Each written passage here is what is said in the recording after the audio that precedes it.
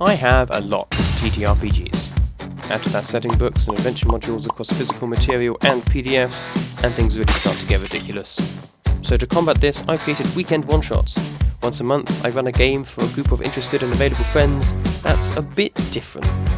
Might be Call of Cthulhu, might be something to do with mechs, could be Doctor Who, or Alien, or Lord of the Rings, or Avatar, or something with a unique mechanic like Dread or 10 Candles. There are so many options. And along with all this, running of the games, I'll be here, documenting me and my players' experiences with them, as well as giving you a little background into each system's mechanics and its history. So, if you want to learn about some cool new TTRPGs and settings, or just need something to listen to whilst performing the mundane tasks of everyday life, this is hopefully the place for you. Welcome to Weekend One Shots.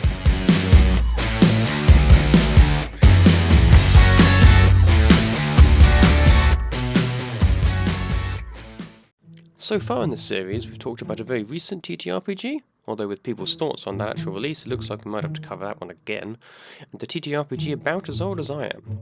We've covered spooky mystery and pulpy action adventure. So now we'll finally look at some fantasy. More specifically Dungeon Crawl Classics, DCC. Now, if you've been around in the TTRPG space over the last couple of years, you'll almost certainly have heard of this one, as after the OGL debacle, one of the many alternatives that people turned to and made videos about, apart from Pathfinder of course, was DCC. DCC was first published in 2012, putting it right between Candela and Hex in terms of release date too, though that one isn't really a thing, that's just a happy coincidence. Its more recent printing was its 9th, I believe, in 2021, which was around the time I picked it up, either a bit before or a little after. I've played it a couple of times as a player, and run a fair few one-shots in it as a DM, plus one slightly longer mini-campaign. So for any of you wondering what DCC is, I'll let them, Goodman Games, explain, as it's put much better than I could ever hope to effectively paraphrase. Remember the good old days, when adventures were underground, NPCs were there to be killed, and the finale of every dungeon was the dragon on the 20th level? Those days are back. Dungeon Crawl Classics doesn't waste your time with long-winded speeches, weird campaign settings, or NPCs who aren't meant to be killed. Each adventure is 100% good, solid dungeon crawl, with monsters you know, the traps you fear, and the secret doors you know are there somewhere. And that's what you're in for. Old school-esque dungeon crawling goodness. More simplistic characters, less RP in general, high lethality, and lots of dungeons or dungeon-adjacent locations to explore. Now, that isn't for everyone, of course, but it's not supposed to be. If you don't play TTRPGs, at least some of the time, to explore bonkers underground labyrinths full of treasure and traps, where anything can pretty easily kill you, including your own spells if you have them, then you might not enjoy this. It's certainly not a system I'd run all the time. I enjoy my own world building and character stories far too much for that, but as an occasional system to run a one-shot in, or a very slow campaign essentially comprising of many one-shots, well, for me, it's excellent. Another important detail of DCC is that it uses Zocchi dice. Yep, there's a lot more than just the 7 we use in D&D and similar games.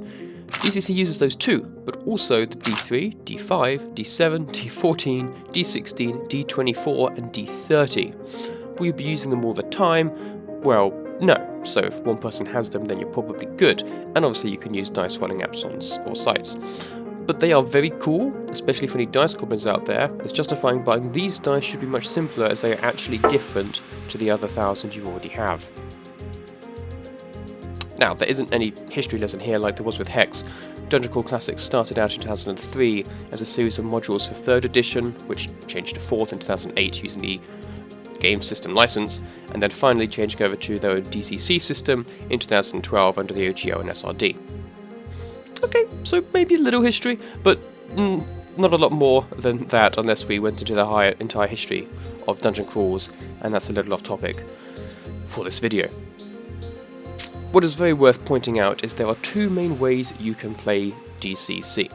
Starting at 1st level or higher, with adventurers preparing to head out on their first or next adventure, or as a bunch of level 0 characters, just trying to survive or make a little gold in whatever dungeon they have made the mistake of entering. This is known as the character funnel, or sometimes a character grinder.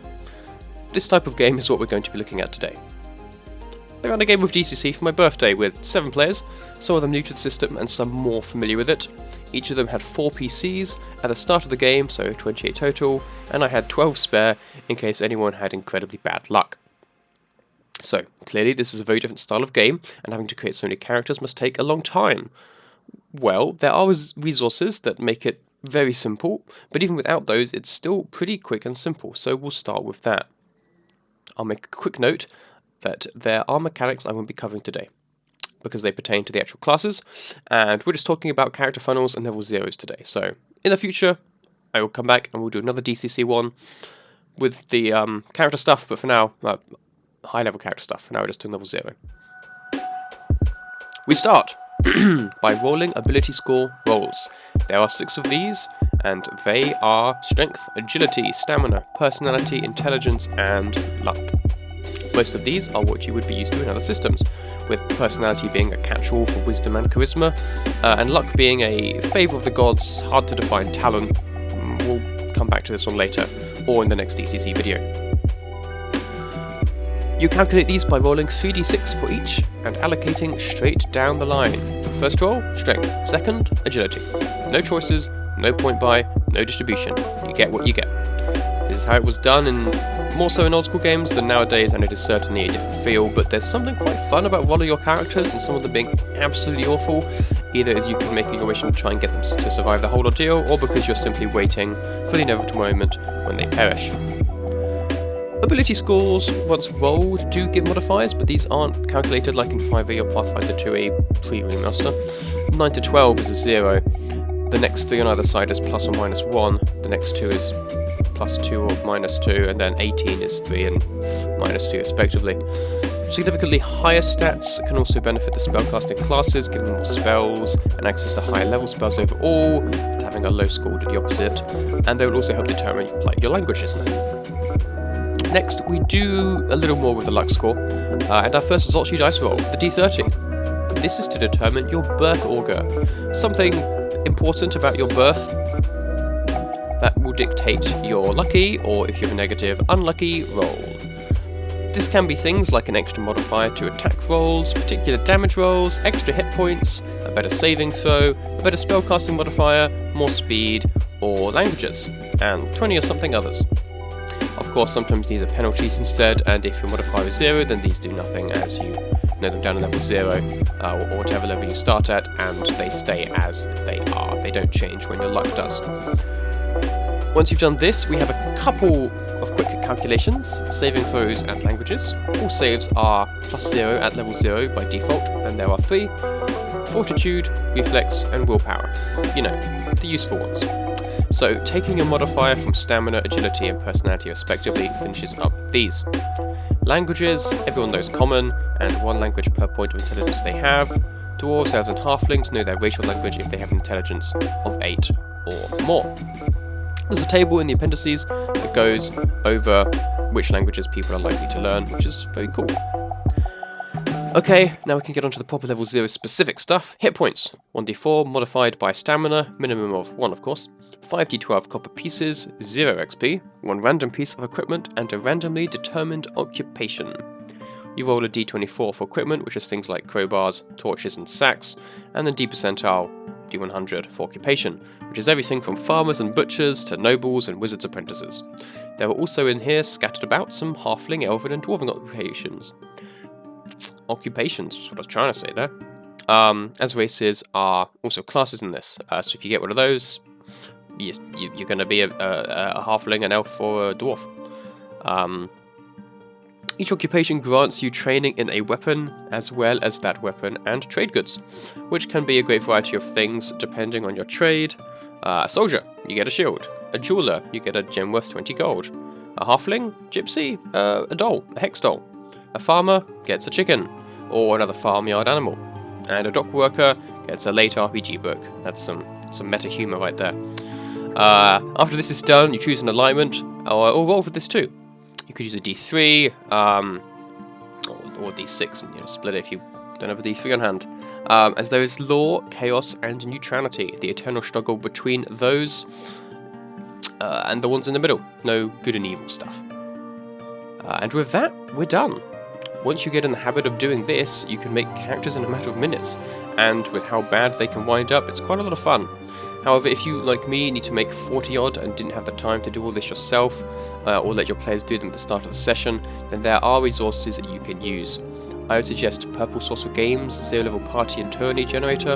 It has plenty of filters to get exactly what you're looking for, and you can do 1 sheet per PDF up to 4 on 1 sheet, which I did, and you can create up to 50 sheets at once. That's a lot of PCs.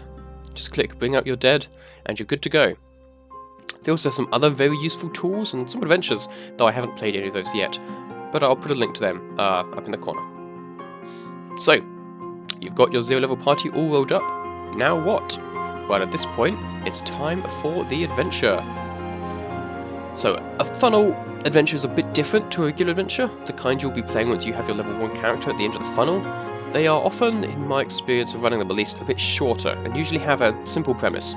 RP isn't a huge element of DCC by any means, but the more interesting concepts are mainly reserved for games at high levels, when you can focus on the game a bit more through the lens of one character, instead of having to do that whilst juggling 3 other PCs. I've run a few funnels at this point. My very first one was in 5e, which only sort of counts, and then I wrote 2 myself, the second, however, not being quite as much a funnel and more a set piece in a game where the players are already high-level characters, reliving a cataclysmic event of the past through the eyes of numerous villagers who had ultimately perished during it. And then most recently, I ran a pre-written DCC funnel from Goodman Games, The Veiled Vaults of the Onyx Queen, which is DCC number 101.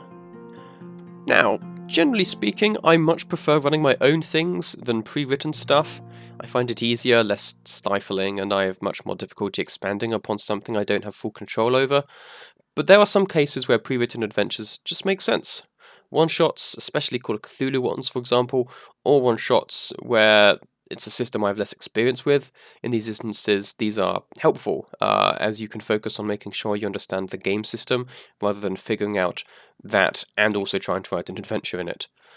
DCC is a system I know well at this point, and I could, and indeed have, written my own adventures for it, but the writing of the modules from Goodman Games is just very good, as they know their niche very well and are great at writing adventures for it.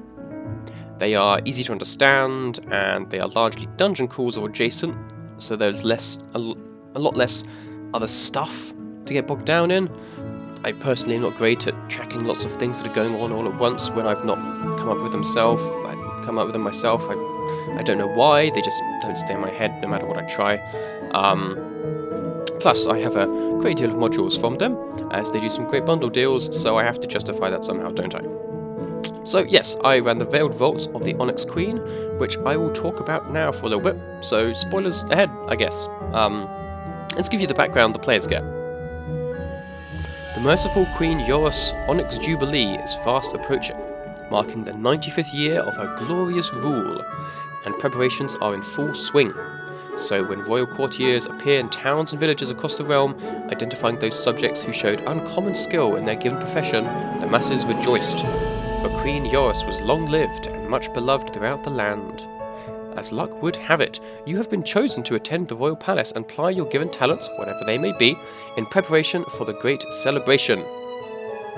Honoured with your newfound fortune, you find yourself treading the lavish splendour of the royal palace with a sense of great anticipation and wonder. Sounds pretty great, right?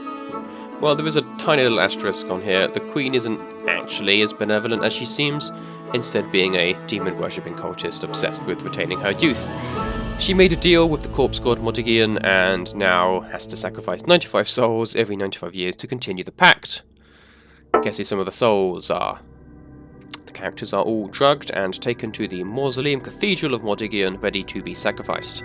But this time, something goes wrong. This game begins with the players waking up after being drugged, in media res as they say, surrounded by the sleeping bodies of other guests who are slowly being piled into carts by masked, robed men. If they see you awake, they will try to kill you, so right from the get-go we have some tension and some stakes. And then from there, whichever members of the party manage to get out of here have to explore the large structure, fight the monsters of Modigian, avoid the dangerous traps, and try and stop the ritual to regain their freedom. I'm not going to go into great detail here, as this is a review about this module, but it is a great time. At the start of the adventure, each character gets a rumour about the Queen and her reign, some of which are true, some are false, and a couple of a little bit of both. which is just a really cool idea to give you some more background to the lore and to sneak a little bit of the RP elements in there if you want to, and some speculation as to what's going on. The dungeon is a decent size for one shot, being run in person at least. I think our game was 5 to 6 hours. With less players, it's probably a little faster. And there are enough options to explore for it to feel like you have lots of things to do without it feeling overwhelming. And the couple of puzzles that it also has are a lot of fun. Is it dangerous? Sure. The monsters and traps are numerous and certainly deadly if you're not careful. Sometimes even if you are. We started with 28 characters and ended up with somewhere in the realms of 10 to 12 by the end. So a lot were lost, but no one lost all 4 characters, and no death felt more unfair than it realistically will when you're a villager thrown into one of these horrendous situations. There are also a couple of magic items to find that will be good for the party and help to build some pretty cool festival characters going forward. There was a shield of the goddess Justitia, called Aegis, I think, which gives you a higher AC and can cast light and some cool stuff, and that's lawful. And then a chaotic sword called Conquest, which is a powerful great sword that if you kill something you get to make another attack, but if there's no enemies you might just attack another player, which, yeah, very DCC, a lot of fun, very cool items. In this game, I had 3 players as well who had played DCC before, including funnels, like I mentioned above, and 4 who had not. And after the first hour or so, you couldn't really tell. There is simply not much you need to grasp for 0-level characters, so once you have the basics down, you've pretty much got it sorted. Of course, there was the occasional question or moment of confusion, but that's true of any game, so all in all it went very smoothly. One thing I would suggest, which GCC might recommend itself to be fair, is to run initiative per player, not per character, and just get them to roll once using the highest modifier. It's only going to be a +3 or 4 at most anyway, if they've got the luck. This speeds things up so much when you have so many characters need to act. I was concerned before running this that there'd be too much to keep track of, but it honestly went surprisingly smoothly. We ran Theatre of the Mind, which is much easier than having 28 tokens on minis on a map, plus the above initiative assistance meant both that I and the players could keep track of what they were doing as it was happening, all at once rather than spread out. Between combat, the group could move wholesale, and most of the puzzles were up to player decisions rather than party ones, if that makes sense. It's the style of game this is. There's a lot less skills to roll for, like, intelligence and all that kind of stuff. You know, puzzles are kind of solved externally almost, yeah, that made it much easier. The rather few options you have in combat also meant people were really stuck deciding on what to do and could make quick, snappy decisions, which is always great. And we still got some good RP now and then. We had a couple of star-crossed lovers, naturally one of them died, a titled elf who wasn't really titled, and his squire, a rather low intelligence villager who miraculously survived despite many dumb decisions and making a mace out of acorns, a little orphan child for some reason who got very traumatized, and some of the names are great too, you know, silly but not too silly. Does that make sense? So there we go. That's a DCC funnel. I think it did start with DCC. I couldn't easily find anything to the contrary, but I may well have missed something, so let me know in the comments if you know a different origin. And a final word of warning. As I mentioned at the top of the video, the funnel isn't for everyone. Keep that in mind. Some players aren't going to enjoy the near randomness of character deaths and having to run from encounters. That's okay. Just make sure your players know what they're in for before running one. It's surely a different experience. And that's that. I ran a follow-up level 1 adventure early this month, which was a lot of fun, but I'll talk about that another time. Next month will hopefully be something a little different. I mean, so was this compared to Hex, but you know, not weekend one-shots, more different again. I started this new year, need to start doing the one-shots again before I can really talk about them, and I don't want to do DCC back-to-back, so... Thanks for watching. If you want more information about DCC, I will link to the places you can get the book down below or at the top. They'll be somewhere. If you want me to do a more in-depth talk about the rules or the adventure, let me know down below in the comments. And I will see you in the next one. Until then, goodbye.